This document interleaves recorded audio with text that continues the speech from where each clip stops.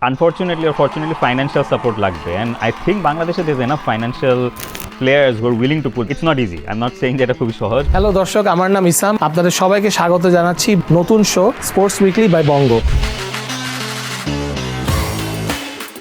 তো বাংলাদেশের women's football team আসলে বাংলাদেশ মেন্স ফুটবল টিম থেকে অনেক আগে আছে। হামজা ইংল্যান্ডের টিমে অলমোস্ট ঢুকে গেছে, সে এখন বাংলাদেশ দলে খেলে। সো ডিফারেন্স বিটুইন ইংল্যান্ডের র্যাঙ্কিং আর বাংলাদেশের র্যাঙ্কিং তো আসলে is it too much of an adjustment for him? হামজার ট্যালেন্ট এন্ড হামজার অ্যাবিলিটি আর আমাদের সবার অ্যাবিলিটির মধ্যে আসলে অনেক গ্যাপ, এটা হলো সত্যি কথা।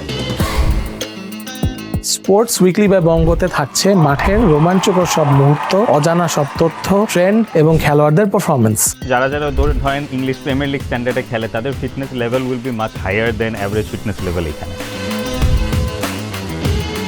মানুষকে মাঠে ফুটবল খেলা দেখতে আনাটা is a very important thing. তো আস্তে আস্তে আপনার মাঠে যখন লোক ভরবে, তখন কিন্তু ফাইন্যান্সিয়াল যারা সাপোর্টার তারা আপনি বলবে যে we can invest in everything. এইটা কীভাবে হার্নেস করা যায় should be the first focus আমি বলবো। ফুটবল থেকে ক্রিকেট, দাবা থেকে ই স্পোর্টস, সব খেলার সব বিনোদন, সব বিশ্লেষণ থাকছে এক মঞ্চে। ওয়াহিদুল ইসলাম শুভ্রর পরিচালনায় স্পোর্টস উইকলি বাই বঙ্গ দেখতে চোখ রাখুন ডিজিটাল প্ল্যাটফর্ম বঙ্গতে প্রতি রবিবার রাত ৯টায়।